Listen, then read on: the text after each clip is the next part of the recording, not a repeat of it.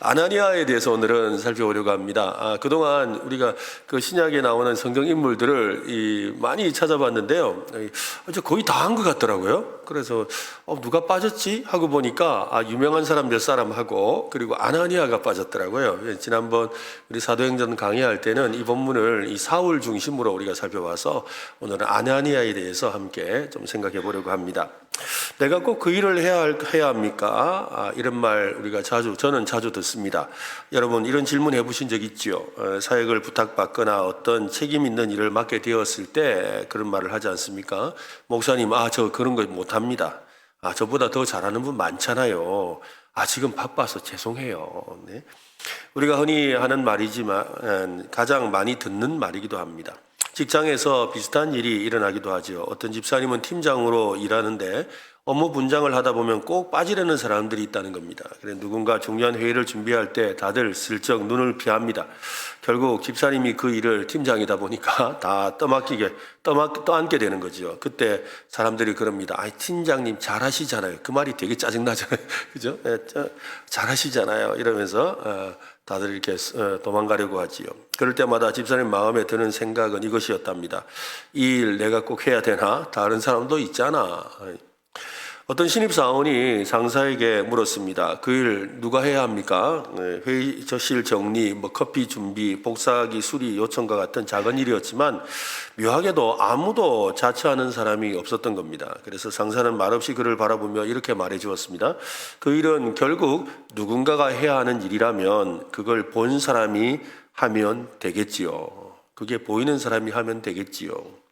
그 말에 이 신입사원은 어딘가 찜찜한 표정을 지었지만 자리에 앉으면서 그 말이 맞다라는 생각이 들었답니다. 그래서 그날 이후로 자기 일뿐 아니라 주변 일까지 조용히 감당하는 사람으로 살게 되었고 또 그의 인생이 새롭게 또 많은 사람에게 인정받는 그런 삶이 되었답니다.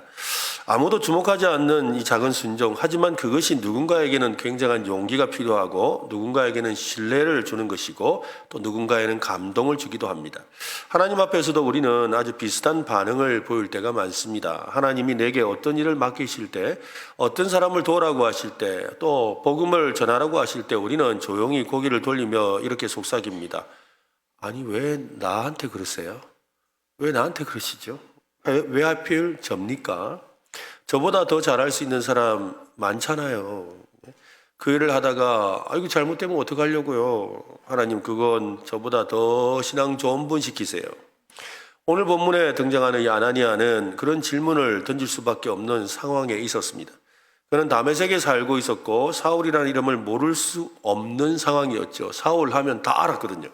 예루살렘에서 피 흘리며 순교하는 성도들의 소식이 전해졌고 그 배후에 사울이 있다는 것도 알고 있고 또한 예수 믿는 사람을 잡으러 오고 있다는 소문도 알고 있습니다. 그런 사울이 지금 이야기에 등장하고 있는 거지요. 살기등등한 박해자, 그의 이름만 들어도 가슴이 절렁 내려앉는 그런 이 사울 말입니다. 그런데 하나님은 아나니아에게 말씀하셨습니다. 일어나 직가라는 거리로 가서 유다의 집에서 다소 사람 사울을 찾아라. 그가 듣는 순간 그의 머릿속에는 수많은 생각이 아마도 오갔을 겁니다. 하나님, 그 사람은 예수 믿는 사람을 잡아가는 자 아닙니까? 그 사람에게 다가갔다가 무슨 일을 당할지 모르는데 제가 굳이 가야 합니까? 그런데도 그는 일어나 갔습니다. 두려움 속에서도 그 말씀 앞에 순종했던 겁니다.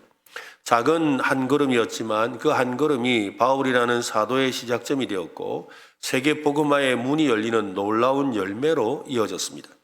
하나님은 지금도 우리에게 말씀하십니다. 때때로 우리가 원하지 않는 일, 감당하기 힘든 사명을 맡기실 때도 있습니다. 그러나 하나님의 역사는 언제나 그 작은 순종에서 출발합니다. 그렇더라고요. 제가 돌아봐도 저도 비록 여러분한테 막 부탁하고 하지만 저도 누가 나한테 부탁하면 여러분과 똑같은 말을 합니다. 저도 사람이니까. 그런데 실제로 제가 못해서 못한다고 할 때도 있고 정말 못하기 때문에 남들은 당신은 충분히 하고도 남는다고 하지만 나는 그럴 만한 능력이 없다고 생각하거든요. 제가 이게 보기보다 굉장히 낯을 가립니다. 여러분 안 믿으시더라고요. 근데 굉장히 낯을 가립니다. 그래서 어느 정도 낯을 가리냐면 이번에 지난 주간에도 이렇게 공부하는 모임을 갔는데 전국에 있는 이렇게 목사님들이 같이 모여요. 한 100명 정도가 모여서 같이 나누는데 거기에 제가 제일 큰 형님이거든요. 그리고 뭐 나는 뭐 그 여러 가지 상황상 제가 그래도 저는 모르겠는데 사람들이 저를 좀 좋게 봐요. 그런데 저는요 그 모임만 가면 음치로 들어가지고 그냥 또 이번에 또 신입으로 들어온 이런 목사님들 보니까 아유 대단한 분들이더라고요. 그래서 아이고 나는 저분들에 비하면 어디 내놓지도 못할 사람이다 싶어가 말도 못 꺼내고 이렇게 가만히 앉아 있거든요. 아무도 안 믿으시더라고요. 근데 제가 그래요. 저는 뭐 찾아가서 말 잘 못해요. 그래서 뭐 어디 시켜도 아유 나는 뭐 저분들이 나는 아직 그만한 사람이 안 됩니다라고 늘 그렇게 생각하는 게 뭐 저는 겸손이 아니고 전혀 저는 겸손하지도 않아요. 겸손하지도 않고 정말 그냥 나는 그런 거 잘 못한다는 생각이 너무 많거든요. 근데 그런 마음이 있는 사람들이 우리 가운데도 많지요. 그렇죠? 네. 근데 최근 들어서 드는 생각은 이렇게 있다가 나중에 제가 후회하더라고요. 그러니까 아유 그래 막 잘 피했다 아이고 다행이다 하고 이랬는데 좀 지나고 나면 아유 그때 내가 그냥 할 걸 그때 했었으면 또 이런 걸 더 배우고 더 이렇게 많은 일들을 할 수 있었을 텐데 라고 하면서 결국 내가 이렇게 밀쳐내고 내가 안 한 것 때문에 그죠 마음에 섭섭하고 또 어떨 때는 남이 부럽기도 하고 그런 마음이 또 저 안에 있는 걸 발견하죠. 그러면서 이 두 가지 감정이 항상 이렇게 함께 있는 저의 모습을 봅니다. 아마 여러분도 저처럼 이렇게 부끄러움 많이 타면 낯을 가리면 그래야 될 것 같은데 제가 보니 우리 교인들이 대체로 낯을 가리시는 것 같아요. 네. 그래서 뭐 시키면 잘 안 해요. 네. 그런 것 같습니다. 어찌되었건 하나님은 지금도 우리에게 말씀하시며 우리가 원치 않는 일 때로는 그죠? 감당하기 힘든 그 사명을 우리에게 말씀하실 때가 많습니다. 하나님의 역사는 언제나 그 작은 순종에서 출발한다는 거 우리가 꼭 기억하면 좋겠어요. 두렵고 떨리지만 그 한 걸음이 하나님의 나라를 여는 열쇠가 될 수 있습니다. 우리는 종종 하나님께 순종하려고 할 때 두 가지 마음 사이에서 갈등합니다. 정말 하나님이 나를 부르시는 게 맞을까 하는 의심과 정말 내가 그 일을 감당할 수 있을까라는 두려움이죠. 아나니아도 그랬습니다. 그는 하나님께서 말씀하실 때 분명하게 들었습니다. 그런데도 반사적으로 이렇게 말을 합니다. 13절입니다. 같이 읽어보겠습니다.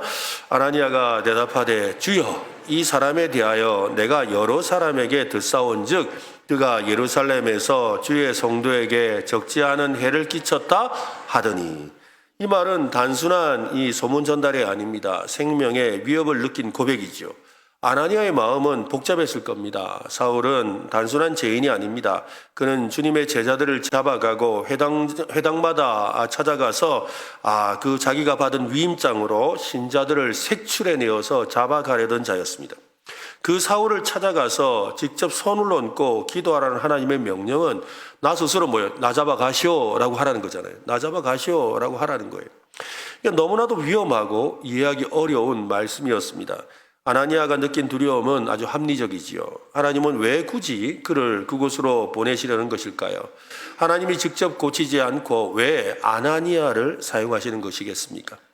우리에게도 비슷한 상황이 벌어진다면 여러분 어떻게 하겠습니까? 용서하라는 말씀을 듣지만 도무지 마음이 풀리지 않는 그 사람, 그죠? 또 복음을 전하는 말씀을 들었지만 무슨 말을 해야 될지 몰라서 입을 다물게 되는 그런 상황이 있습니다. 또 그곳에 가라는 부르심이 있지만 그저 무섭고 부담스럽기만 할 때 우리는 아나니아처럼 주저하며 묻게 되지요. 주여, 정말 그 사람입니까?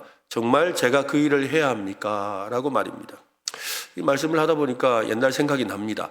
예전에 제가 대학생 사역을 아까 오전에 했다고 그랬는데요. 대학생 사역을 하다가 이렇게 하나님께서 기회를 주셔서 이 안산 동산교회라는 교회로 사역을 하도록 저를 인도해 주셨어요. 그런데 일단은 부산을 떠난다는 게 겁이 나더라고요. 그리고 아무도 모르는 곳에 가서 사역한다는 게 너무 두렵더라고요. 주변에서는 이렇게 좋은 기회를 하나님이 주셨는데 라고 말하는데 저는요 그게 너무 두려워서 안 할래요, 안 갈래요 그랬어요. 그러다가 저희 아내한테 호되게 야단 맞았죠. 믿음으로 가야지 그래가지고 그래 정신 차리고 가긴 갔습니다만 그런데 안 할래요 그 마음이 제 안에 있더라고요. 우리도 그런 수가 있죠. 분명히 들으면 참 평소에 가고 싶었던 곳이고 정말 기대되는 곳이고 꼭 가면 뭐가 이루어질 것 같은데 다른 두려움이 찾아와서 안 할래요 하고 밀쳐내는 그게 우리의 마음인 거죠. 오늘 아나니아가 그런 마음이라는 거죠. 주여 정말 그 사람입니까? 정말 제가 그 일을 해야 됩니까? 하지만 하나님의 응답은 분명합니다. 15절 말씀도 읽어봅시다. 주께서 이르시되 가라. 이 사람은 내 이름을 이방인과 임금들과 이스라엘 자손들에게 전하기 위하여 택한 나의 그릇이다. 택한 나의 그릇. 이 말은 사울이라는 인물이 아주 쓸모없는 자가 아니라 하나님의 계획 안에서 정해진 목적대로 사용될 사람이라는 것입니다. 하나님의 관점은 우리의 과거가 아니라 하나님의 미래에 맞춰져 있습니다. 사울은 지금 하나님의 계획 가운데 있습니다. 하나님은 이미 그의 마음을 움직이고 계셨고 아나니아는 그 계획의 한 조각으로 부르심을 받은 것입니다. 아나니아는 그 부르심 앞에 결국 가서 순종하지요. 두려움을 이기는 순종은 여러분 감정이 아니라 믿음의 결단에서 시작합니다. 아나니아는 하나님의 말씀에 순종해서 사울을 찾아갑니다. 참 놀라운 말을 하게 되는데요. 17절도 보세요. 제가 한번 읽을게요. 아나니아가 떠나 그 집에 들어가서 그에게 안수하여 이르되 뭐라 불렀습니까? 형제요. 이건 심각한 말이에요. 그죠? 지금 사울이 어떤 사람이에요? 핍박하는 사람이잖아요. 핍박하는 사람이고 자기 형제들을 죽이려고 오는 사람이라고 알고 있는데 지금 아나니아가 그 사울을 뭐라고 불렀다고요? 형제요. 그러니까 이미 아나니아의 마음속에는 어떤 마음이 있는 거예요? 사울은 위험한 인물이 아니라는 생각이 있는 거죠. 그러니까 하나님의 말씀을 그냥 그대로 받아들인 거예요. 하나님이 이 사람을 구원하셨구나. 그래서 이 사람이 우리의 형제가 되었구나라는 마음이 있기 때문에 형제여라고 하고 있는 겁니다. 형제야 사울아, 주곧 네가 오늘 오는 길에서 나타나셨던 예수께서 나를 보내어 너로 다시 보게 하시고 성령으로 충만하게 하신다 하니.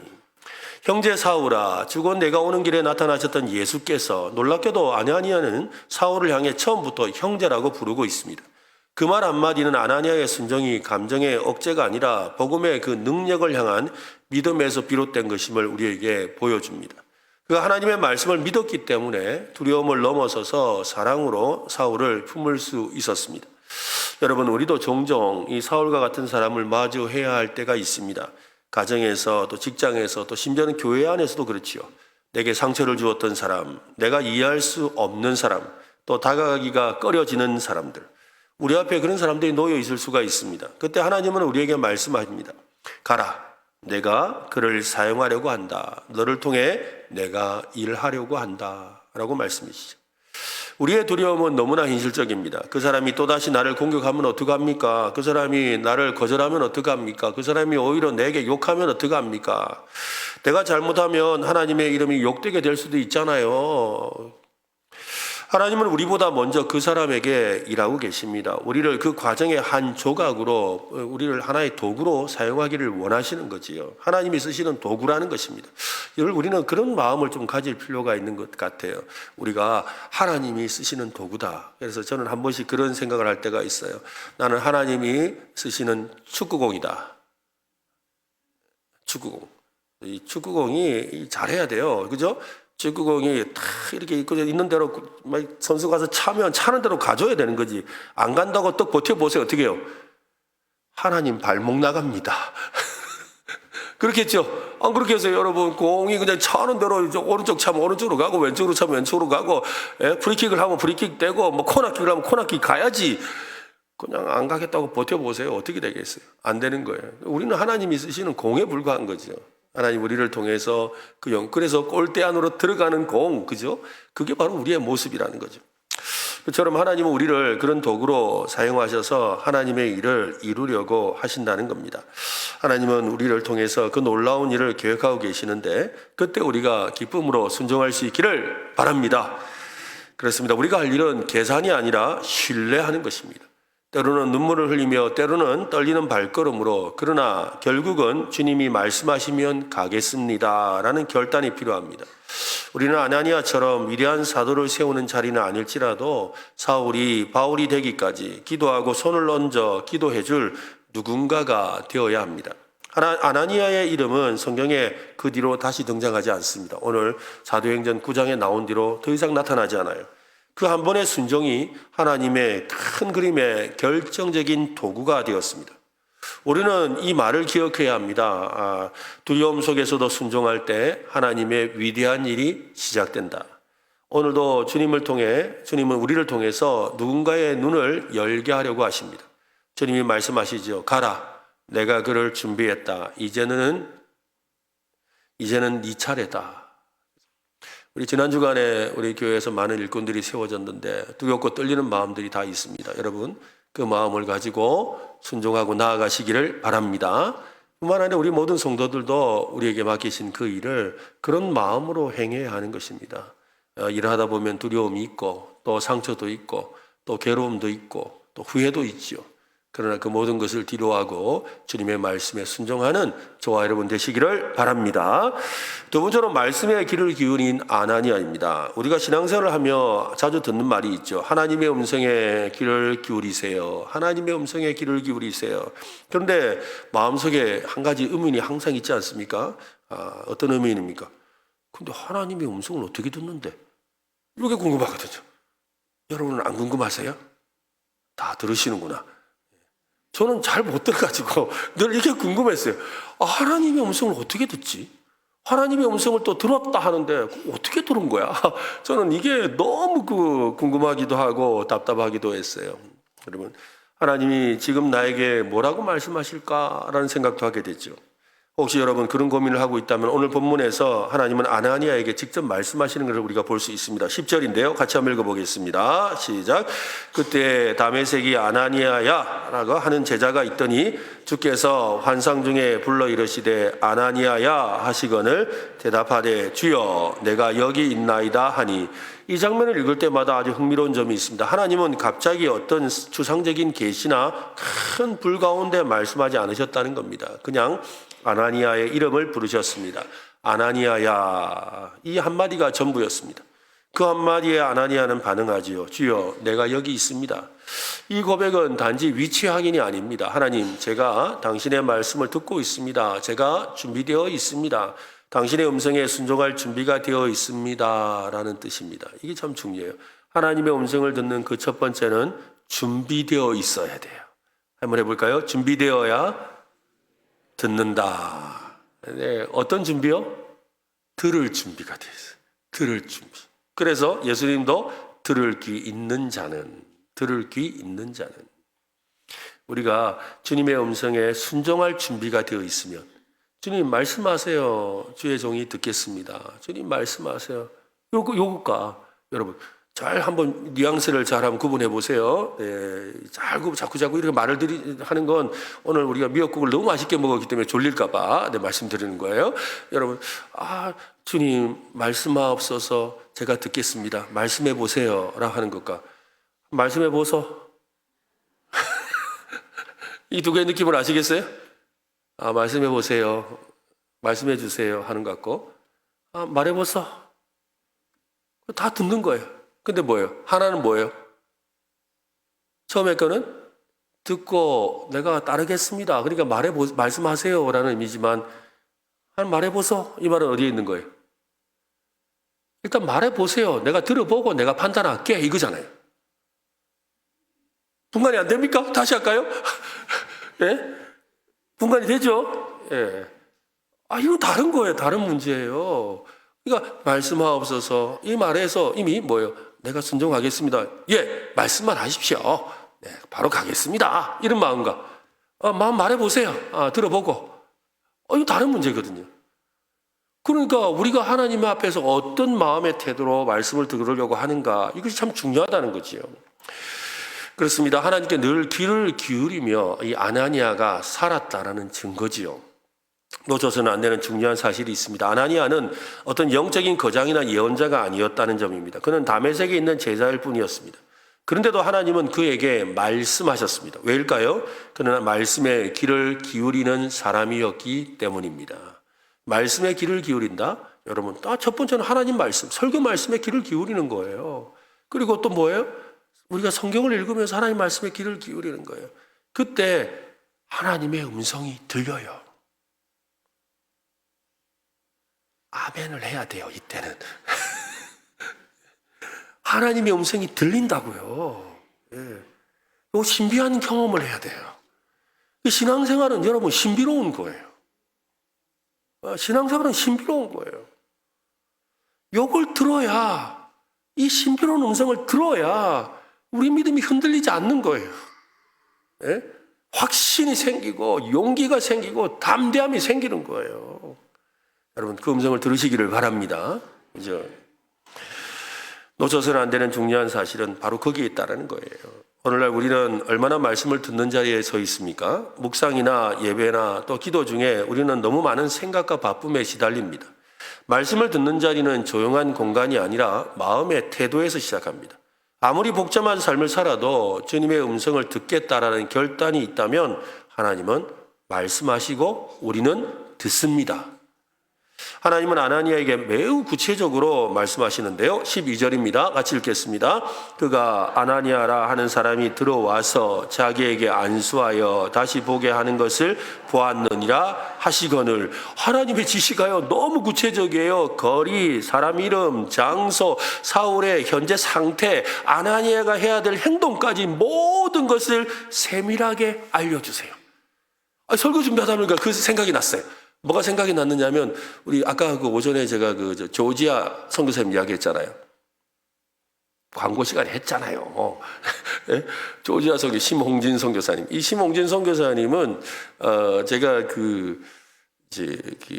그러니까 작은 교회, 상가교회인데 그 교회가 이제 처음에 한 3, 40명이 모이는 교회였는데 나중에 한 100, 한 5, 60명, 200명까지 이렇게 모이는 교회가 되었어요.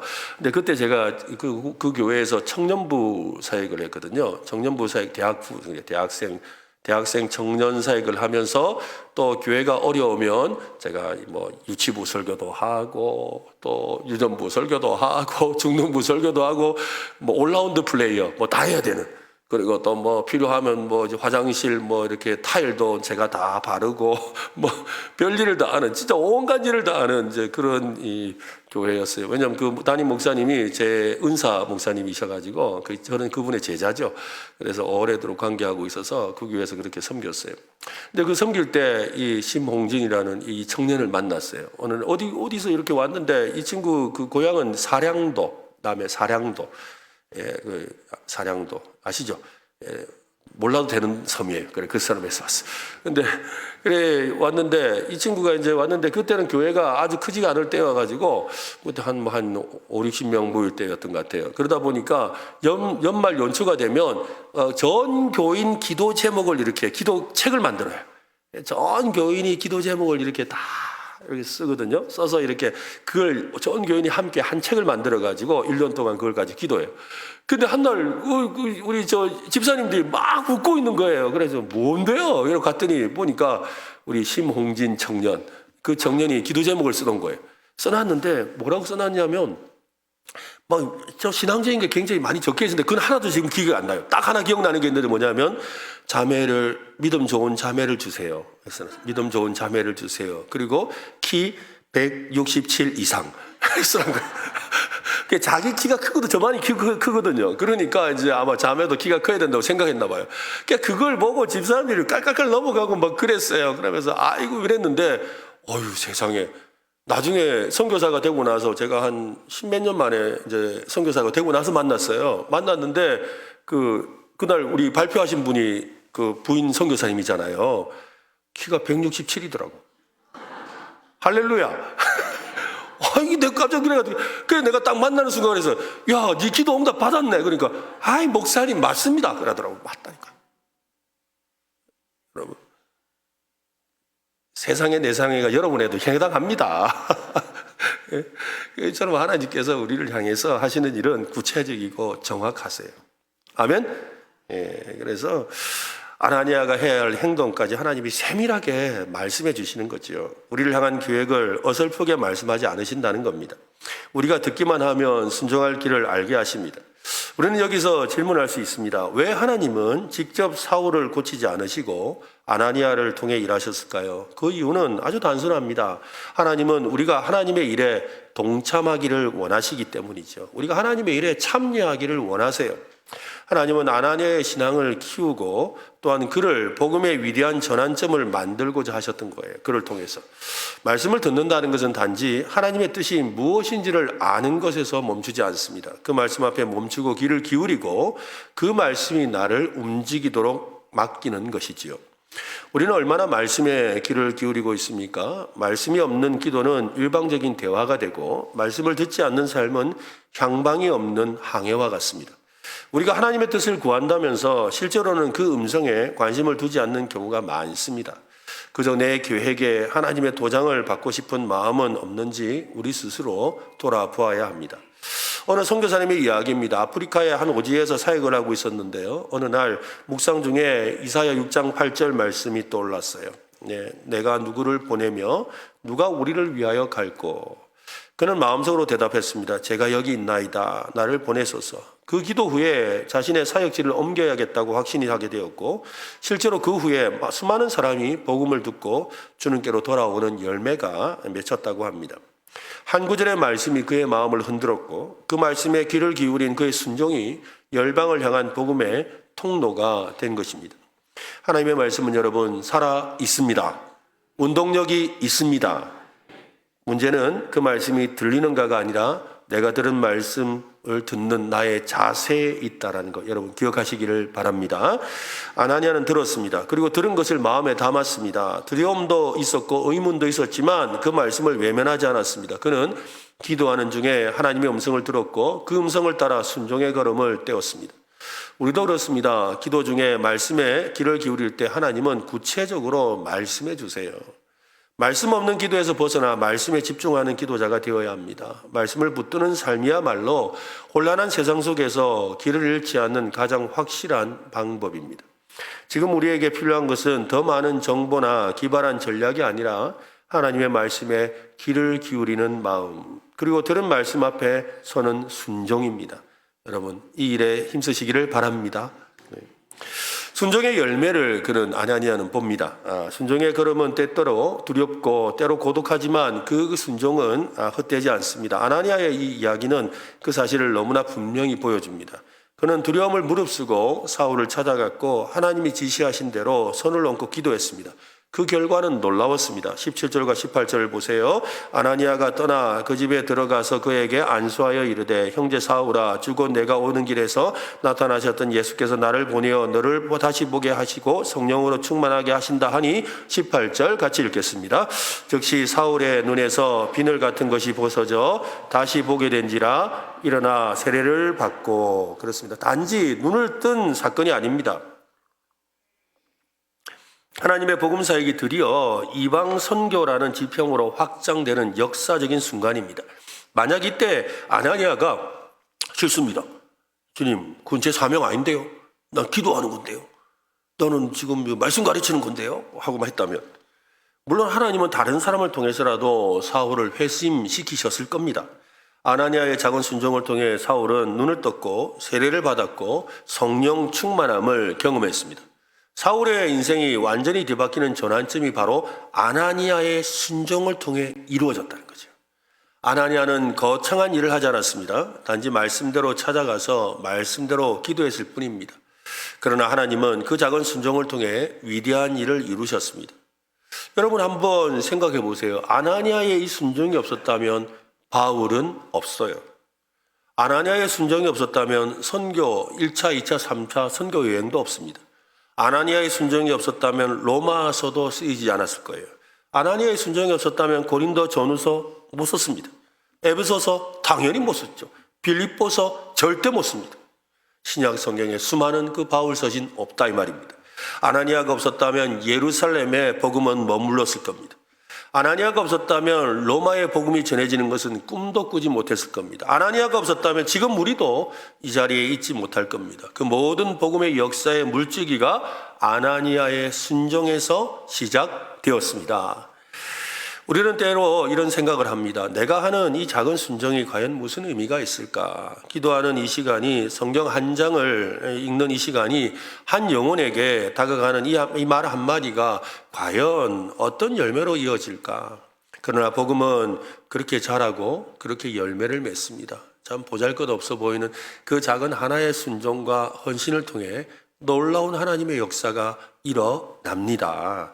한 사람이 복음을 듣고 변화되고 또 다른 사람을 살리는 도구가 되지요. 그것이 바로 복음의 방식입니다.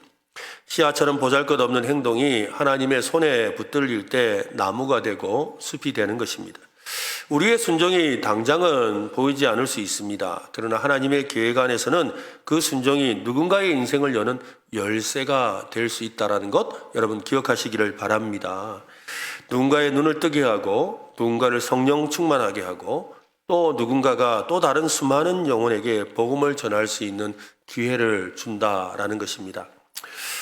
우리는 오늘 우리가 결단할 일은 오직 하나입니다. 말씀을 들릴 때 머뭇거리지 말아야 합니다. 한번 해볼까요? 머뭇거리지 말자. 한 번 더 합시다. 계산하지 말자. 역사에게도 한 말 합시다. 머뭇거리지 마세요. 한 번 더 합시다. 계산하지 마세요. 네, 그렇습니다. 여러분 우리가 이렇게 막 계산하면 하나님도 계산하세요. 그러면 큰일 나요. 마치 우리 그렇잖아요. 애들이 그러잖아요. 엄마, 내가 이거 했거든요 하면서 내가 이것 따고 저것 따고 저것도 했는데 엄마, 이거 왜 용돈 더 안 주세요? 그러면 여러분 뭐라 그러세요? 계산 한번 해볼까? 그렇죠? 계산 한번 해볼까? 이러면 어떻게 돼요?